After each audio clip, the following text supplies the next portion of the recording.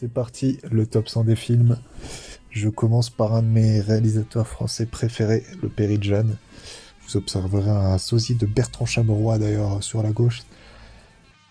Le Péri de Jeanne, 8 films iconiques qui commencent à me faire adorer Vincent Elbaz, qui durera toute mon adolescence.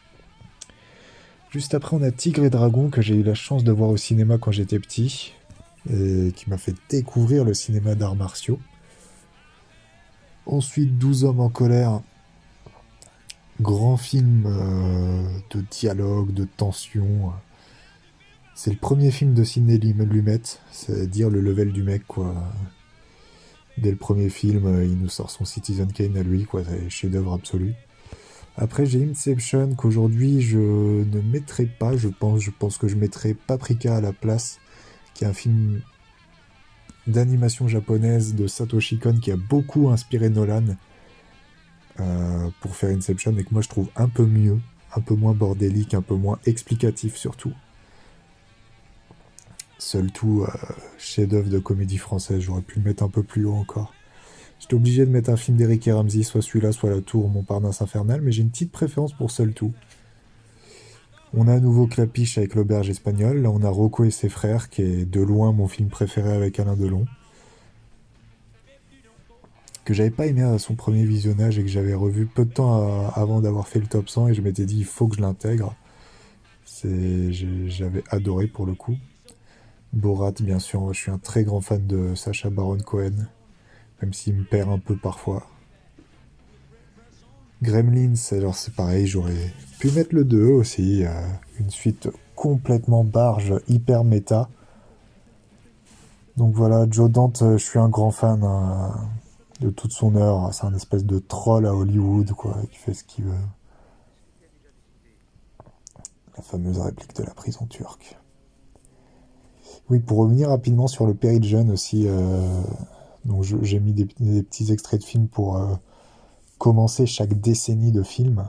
Et pour le Péri de Jeanne, j'ai choisi la tentative de solo de Tenir Safter, I'm Going Home, qui est un passage culte selon moi.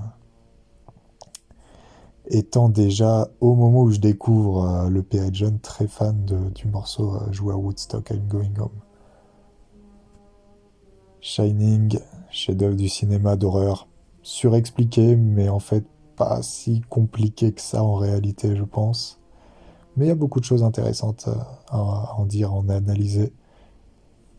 Troisième et dernière occurrence de Clapiche avec 2 mois, excellent film avec un François Civil bouleversant et Anna Girardot au top aussi. Là on voit Pierre Ninet dans la bande-annonce, mais en réalité c'est vraiment un petit rôle. Spidey, bien sûr, Spider-Man 2. Le chef-d'œuvre ultime à la fois de Sam Raimi et de toutes là où les sagas Spider-Man. Un peu de Spike Lee, bien sûr, le grand Spike Lee, avec 12 Racing, avec un excellent Samuel Jackson, avant qu'il y ait cette petite embrouille entre deux. Mommy de Xavier Dolan. J'ai tendance à trouver qu'on en fait un peu des caisses avec Dolan quand même, mais j'avoue que ce film-là a quelque chose d'extrêmement intense et prenant. Le voyage de Chihiro, bien sûr, Miyazaki, en grande forme. C'est déjà après sa première retraite. Miyazaki a dit qu'il partait à la retraite 3 fois, il me semble. Non, 2 fois. Une fois après Mononoke et une fois après Le vent se lève. Donc là, s'il décide de s'arrêter après celui qui vient de sortir, ce sera la 3e fois. Casablanca Driver, moi je suis très très fan de Maurice Barthélémy, un des Robins des Bois. Et ça c'est ma référence ultime de documentaire dont je m'étais inspiré pour faire un de mes courts-métrages qui s'appelle Les derniers jours de John Beacon, qui suit les derniers jours d'un artiste raté. Un petit peu comme Casablanca Driver était un boxeur raté. Kill Bill, un de mes Tarantino préférés, visuellement je m'étais pris 40 claques. Je l'avais vu assez tôt en plus, bon je sais pas trop pourquoi je l'ai vu si tôt, mais je crois que je l'ai vu en 6e ou 5e, les 2 d'affilée. Enfin si, je sais pourquoi, il passait sur Canal et j'en ai profité. Mais c'était un peu tôt, il y a 2-3 images marquantes quand même. L'Impasse, chef-d'œuvre de De Palma, que depuis... Enfin, j'ai fait Stop 100 alors que j'avais vu l'Impasse à la télé uniquement sur TCM, peu de temps avant d'ailleurs il me semble. Et je l'ai revu une 3e fois je crois au cinéma. C'était la première fois que je le voyais au cinéma et c'était grandiose. The Mask, on n'en fait plus des films comme ça comme on dit. Film cartoonesque, hommage à Tex Avery. Moi je suis un très très grand fan de Tex Avery, donc je me régale devant The Mask. En plus j'aime beaucoup Jim Carrey qu'on retrouvera plusieurs fois dans Stop. Baby Driver, mon film préféré, d'un de mes réalisateurs préférés, Edgar Wright. C'est vraiment une séance de ciné que j'ai trouvé exceptionnelle, vraiment ce montage en rythme. Je devenais dingue. Et je comprenais pas pourquoi les autres gens dans la salle ne devenaient pas dingues comme moi. Man on the Moon, encore un peu de Jim Carrey et du Milos Forman, très très grand réalisateur. Film multiple, polyvalent, on va dire. Rosemary's Baby, film extrêmement angoissant et très très puissant. Un singe en hiver qui me donne mes dialogues préférés d'Audiard, je pense. Puis bon, Belmondo Gabin, quoi. De toute façon, c'est pas très original, un singe en hiver, pour le coup, c'est le film préféré de beaucoup de gens quand même, mais il faut revoir un singe en hiver, c'est trop trop bien. Là, qu'est-ce qu'on a? V pour Vendetta, film écrit par les frères Wachowski. Très très grand film. Avec une Nathalie Portman bluffante et sublime. Et très bien réalisé, hein. James McTeague a fait du très bon travail. La Cité de la Peur, une de mes comédies préférées. Cultissime, bien sûr. Chaque réplique, chaque détail. Pareil, j'ai pu le redécouvrir au ciné et voir plein de gags extrêmement drôles que j'avais jamais remarqué, comme la cascade qui se termine dans un camion, cascade Rémi Julienne, je crois. Ce mec qui joue du piano à un doigt. Enfin, il y a plein de trouvailles dans ce film. L'Armée des 12 singes, excellent film de Terry Gilliam. En études ciné, on essayait de nous faire croire que La Jetée de Chris Marker c'est mieux. Personnellement, je trouve ça moins bien, mais bon, c'est comme ça.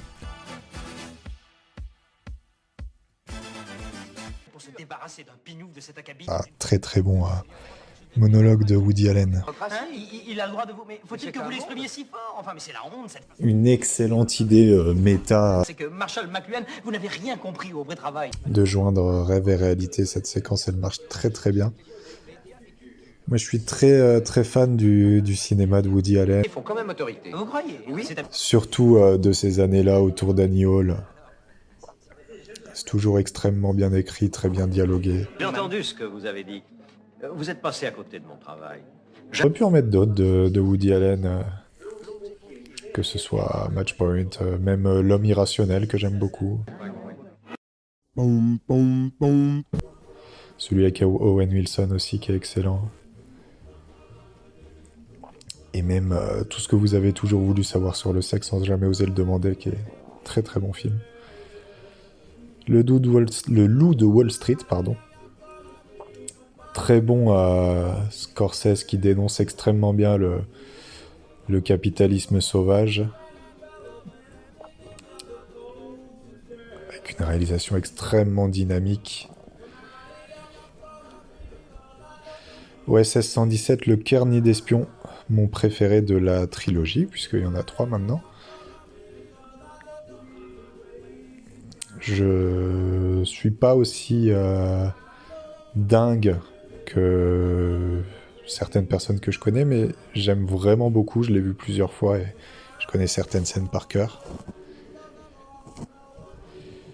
Les Affranchis, déjà de retour avec Scorsese. La 25e heure, à nouveau un Spike Lee. Performance d'acteur énorme d'Edward Norton dans ce film. L'Exorciste, alors ça fait un peu bizarre avec cette musique-là, mais c'est ce qui m'amusait aussi. Bon, pour le coup, L'Exorciste, c'est vraiment ce film-là et rien d'autre, même s'il y a des choses intéressantes comme L'Exorcisme d'Emily Rose. Mais celui-là, il est tellement bluffant en termes d'effets spéciaux, enfin, effets pratiques. Je recommande d'ailleurs la lecture de Friedkin Connection, où il revient un peu sur le tournage et sur certaines choses très compliquées, parce que chaque tournage de Friedkin est très compliqué. Une excellente comédie, une comédie préhistorique sur le premier crime. Beaucoup de Chabat dans le top 100, évidemment. Scarface.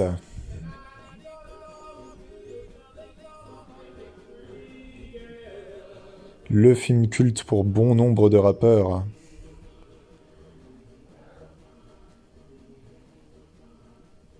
J'aime bien les films un peu de Rise and Fall. Matrix. Pareil, j'aurais presque pu mettre le 2, pour lequel j'ai énormément d'estime. Lors de mes premiers visionnages, je le voyais juste comme un bonus, alors qu'en fait, c'est une extension très intéressante. Je pense qu'il y a plus de choses, que ce soit philosophiques ou autres, à analyser dans Matrix 2 et 3 que dans le premier. Et en termes d'action, Matrix 2, c'est incroyable. J'ai eu la chance de le voir au cinéma, c'est phénoménal. Phénoménal.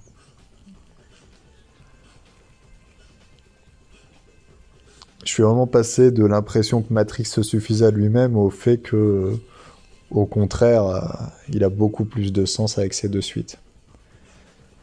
C'est vraiment le développement de toutes les possibles liées à la personnalisation de Neo, comment on peut se reconnaître en lui ou non. Alors, on a vu juste après Metropolis de Fritz Lang. Film un peu mal aimable, mais comme j'ai eu la chance de le voir au ciné, je pense que ça a joué sur ma position et j'avais été très emporté par cet univers futuriste. Les Tontons Flingueurs. Pareil. Du grand Audiard, du très grand Audiard. Un sens des dialogues incroyable. Et même en termes de réalisation, je trouve qu'il y a des choses intéressantes faites par Lautner pour souligner les gimmicks musicaux. Il y a plein de choses très fortes. Watchmen, un des meilleurs films de super-héros. Un vrai petit chef-d'œuvre.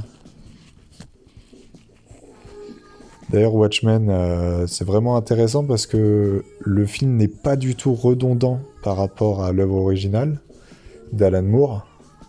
Bon, déjà, il se situe moins clairement à gauche et un peu plus... il est un peu moins révolutionnaire, on va dire, en tout cas dans ce qu'il cherche à défendre, moins anarchiste que ce que véhicule Alan Moore. Alan Moore qui avait aussi écrit V pour Vendetta, qu'on voyait tout à l'heure. Et oui, donc la BD Watchmen est fascinante, le film Watchmen est très bien aussi, et la série Watchmen est vraiment incroyable aussi, elle raconte une toute autre histoire. Donc les trois œuvres sont complémentaires. M le maudit, à nouveau Fritz Lang. Là, c'est tous les jeux sur le hors-champ, le non-dit.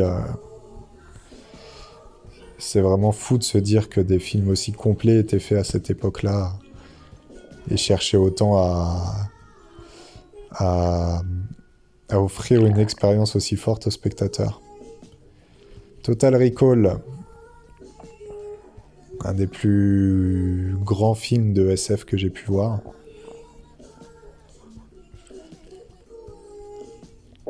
La vie de Brian, une des meilleures comédies que je connaisse, très grand film sur la religion. Pareil, j'aurais pu mettre un peu tout des Monty Python, moi je suis très fan de ce qu'ils ont fait au cinéma, même Le sens de la vie, il y a beaucoup de choses qui me font beaucoup rire dans Le sens de la vie, comme le mec qui mange jusqu'à exploser. Et voilà, je voulais mettre La vie de Brian plutôt que Sacré Graal, parce que je trouve la vie de Brian vraiment incroyable en termes de trouvailles. Et de souligner l'absurdité de certains dogmes religieux ou de certaines manières de penser. Ah là là. Je vous laisse kiffer un peu la musique quand même. Vertigo d'Hitchcock. Voilà, de la grande réal. Un scénario assez simple mais très efficace. Et puis oui, une réalisation exceptionnelle. Mélancolia. Lars von Trier dans ce qu'il peut faire de mieux. Un cinéma dépressif mais très intense, très fort.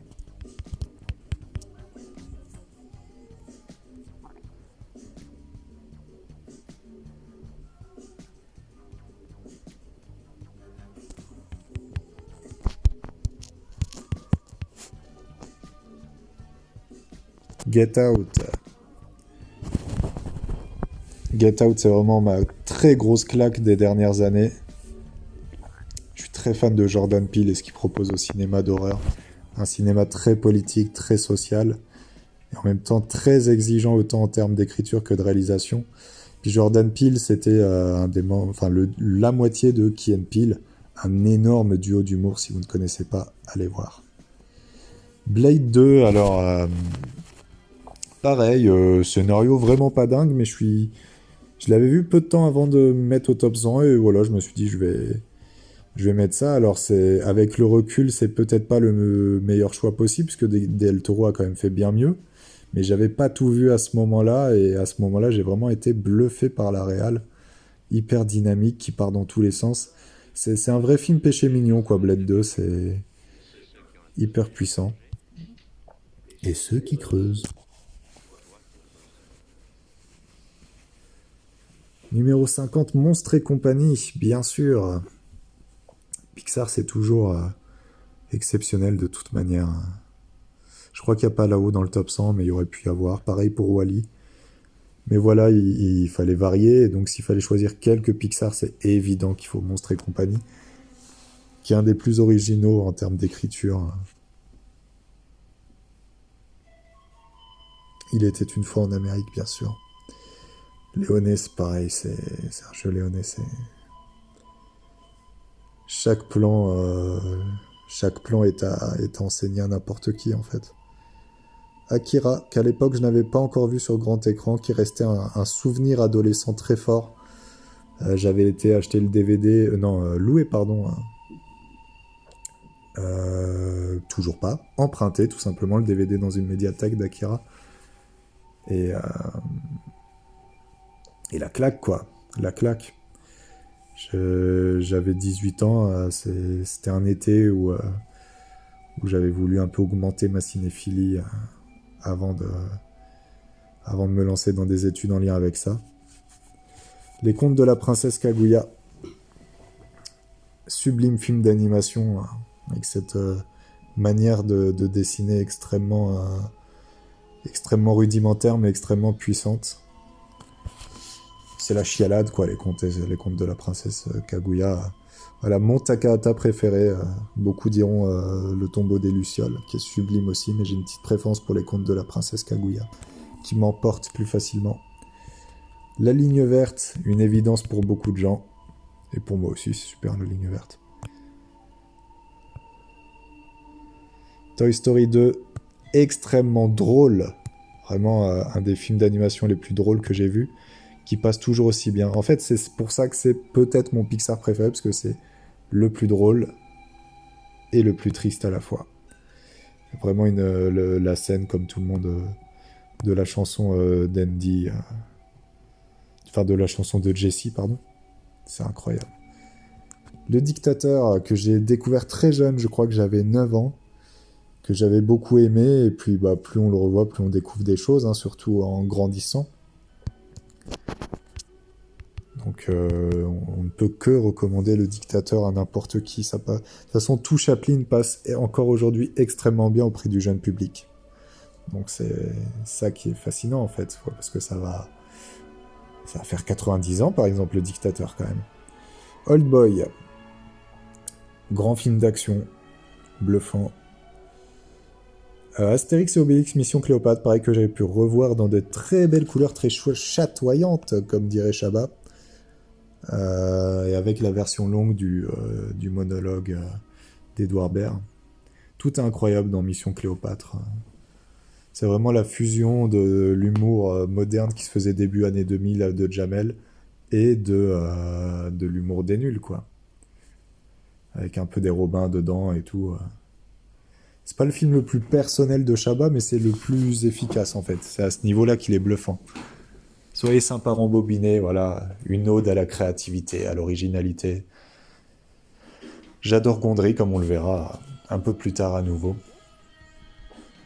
En musique, là, c'est Where is My Mind des Pixies.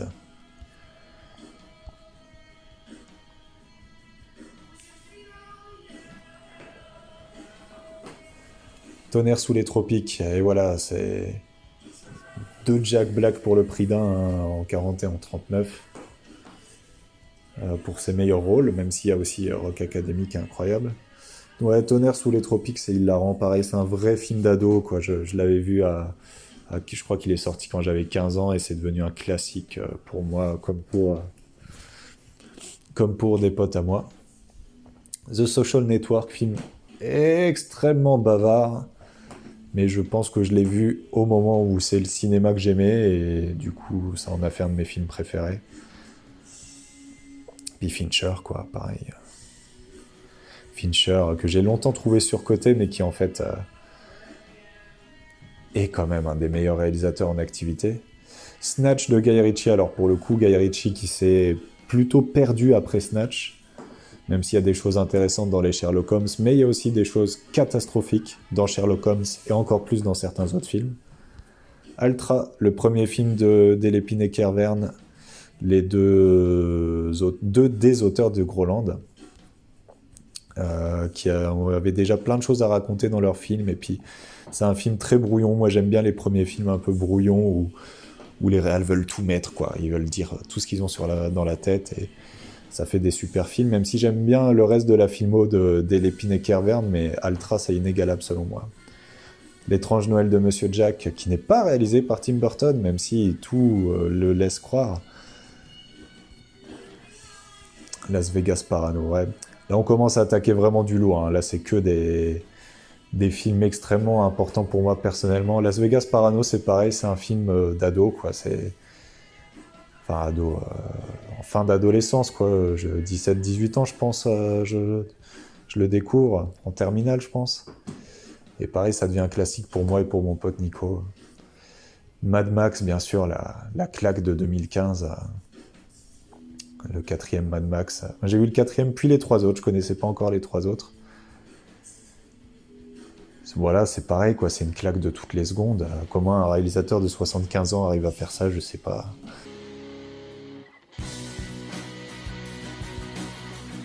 Et puis c'est toujours des contextes de visionnage. Mad Max, je le vois avec mon pote Thibaut, et je sais que lui aussi, ça devient un de ses films préférés, donc voilà.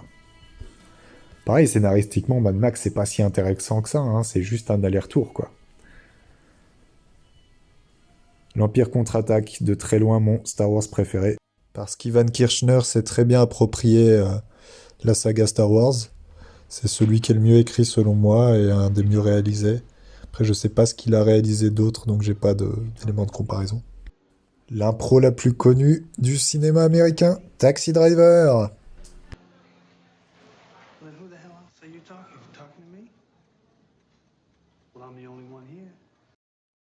Il devait juste manipuler son arme, je crois, et qui a improvisé ce super monologue. Retour vers le futur. Tout a été dit sur Retour vers le futur. Quelle ingéniosité, quelle efficacité, quelle réussite, tout simplement. Et ce twist final, quand il dit « Je suis ton père ». Ah, pardon, non, j'étais sur le film d'avant, rien à voir. Die Hard, peut-être mon film d'action préféré, j'adore toutes les anecdotes.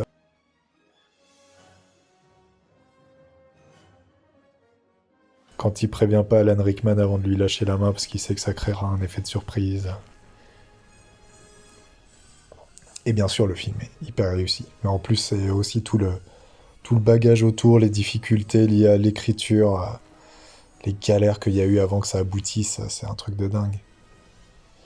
Taxi Driver avec Jodie Foster toute jeune est déjà très douée.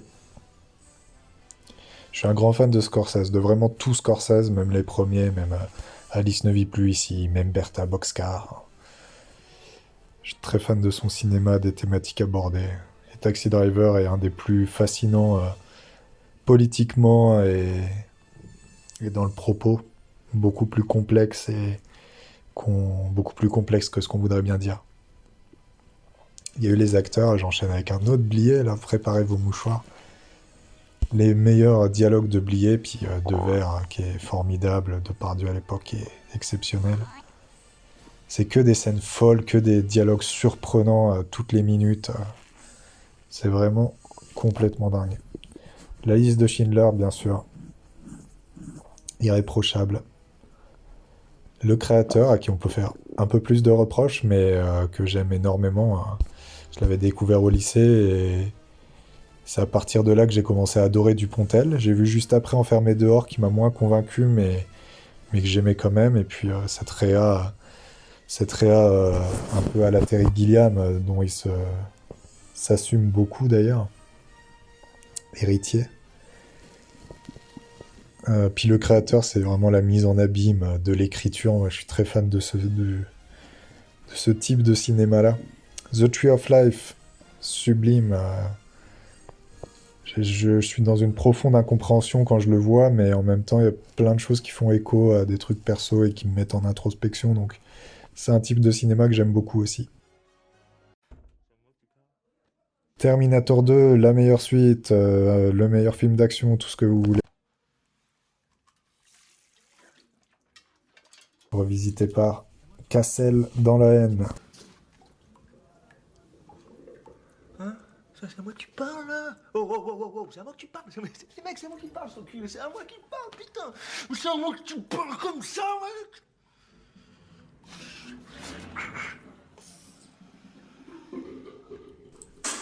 Oh non, Cassel m'a tué.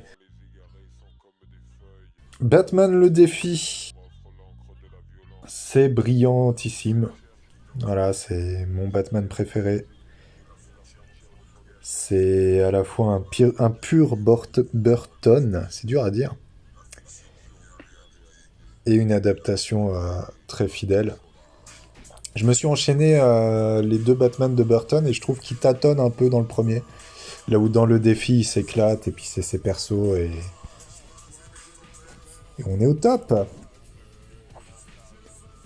Orange Mécanique.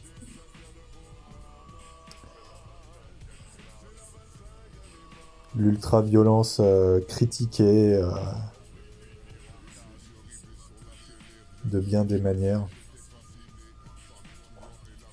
Réalité, mon Dupieux préféré, bien bordélique.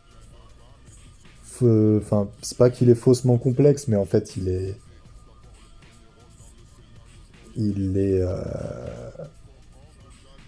apparaît plus complexe qu'il n'est réellement.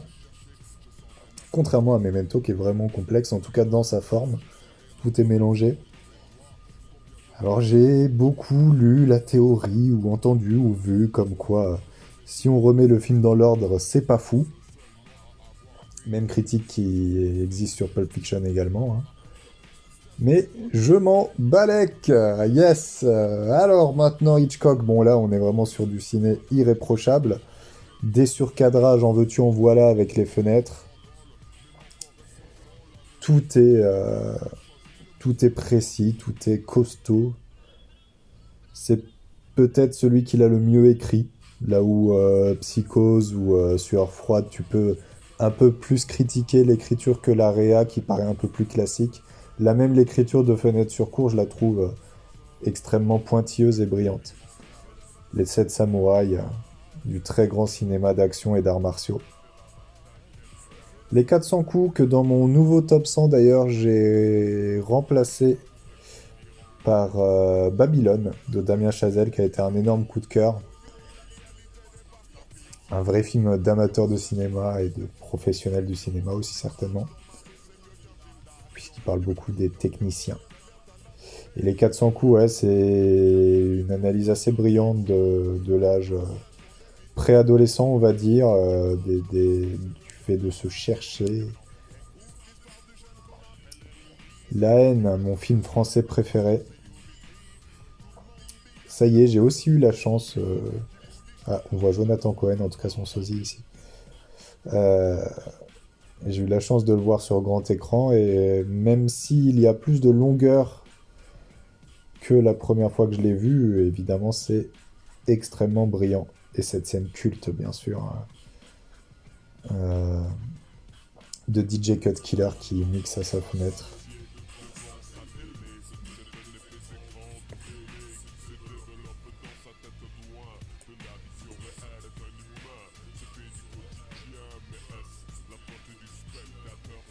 Pierrot le Fou, le Godard qui a peut-être le plus travaillé les couleurs et qui, moi, me parle le plus. J'aime énormément Belmondo, qui là est extrêmement investi, comme il l'est aussi dans À bout de souffle, et dans énormément de films, hein, mais je trouve que c'est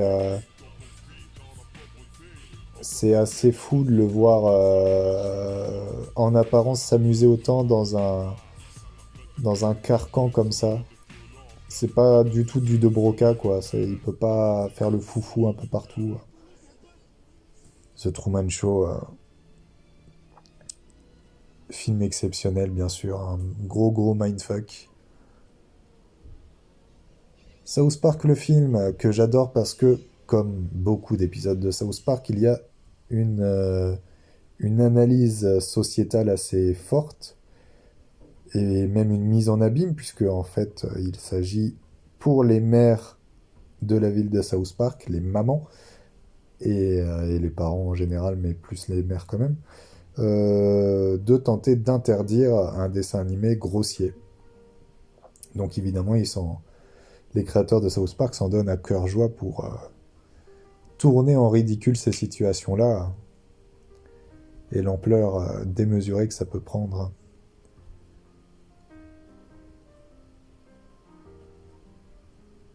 Hit, la rencontre de Pacino et De Niro dans un film d'action extrêmement exigeant, extrêmement violent aussi. Citizen Kane, souvent qualifié de meilleur film du monde, à juste titre, très grand film. Un petit peu comme le roman d'un tricheur de Guitry, même s'il n'est pas dans mon top 100 parce que je suis moins fan, mais c'est un peu les films qui servent un peu de maître étalon, qui, si tu te demandes qu'est-ce qui a pu inspirer Kubrick, qu'est-ce qui a pu inspirer plus récemment Fincher, c'est souvent Orson Welles ou même avant ça Sacha Guitry qui étaient des gens qui tentaient d'innover. Donc quand tu vois Citizen Kane aujourd'hui, tu peux te dire bah c'est pas aussi fou que ça. Oui, mais c'est parce que les films plus fous aujourd'hui ont eu besoin de ce film-là pour être suffisamment bien guidés et savoir innover ou améliorer les innovations. Le Parrain, bien sûr. Tellement beau, tellement une succession de peintures baroques ou romanesques. Peut-être le film le mieux éclairé de l'histoire, d'ailleurs. J'ai jamais lu le livre de Mario Puzo, d'ailleurs, il faudrait que je le fasse un jour. Et alors, je les ai pas vus au cinéma, malheureusement, mais j'ai vu par contre le Parrain 3 dans sa nouvelle version Coda que je trouve très intéressante, avec sa fin alternative sans trop en dévoiler. On entame le top 5, ça y est, Pulp Fiction, voilà, le plan en contre-plongée depuis une voiture qu'on retrouve dans d'autres Tarantino, il adore ça. Bah là, c'est du pur cinéma d'adolescence, quoi. Sauf que contrairement à Usual Suspects, que quand je revois, je comprends pas pourquoi j'ai autant aimé. Bon, bah là, Pulp Fiction, c'est dantesque, quoi. Les temps modernes, voilà un autre maître étalon du cinéma comique, une influence considérable pour beaucoup de gens. Comme a pu l'être Buster Keaton aussi pour des mecs comme Eric et Ramsey. Bah, Chaplin, il a influencé tout le monde. tant dans le cinéma comique que dans le cinéma tragique d'ailleurs. Reservoir Dogs. Ah bah tiens, un plan depuis une voiture, c'est rigolo. Voilà, ce qui est pas suffisamment souligné, histoire de pas répéter avec tout ce qu'on peut entendre sur YouTube. Dans le cinéma de Tarantino, c'est quand même les castings, quoi. Là, celui de Reservoir Dogs, c'est incroyable, quoi. Steve Buscemi, il est fabuleux. Fabuleux. Psychose, le film qui a dit ah ouais, eh ben moi je vais tuer mon héroïne au bout de 40 minutes. Oui, bah si vous saviez pas, voilà, fallait regarder Psychose. Voilà, désolé pour le spoil, mais à un moment, ça va bien.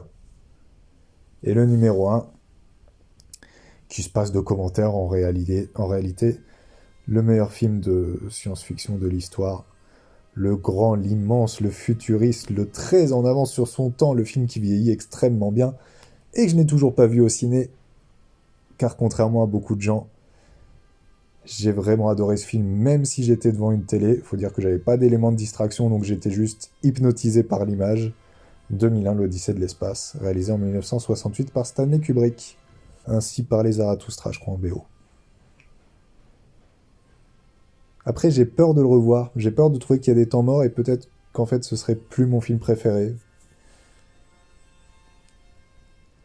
Je m'en tiens à ce premier jugement que j'ai eu ado en le découvrant. Mais quand même, il est fascinant. Le monolithe, etc. Sublime.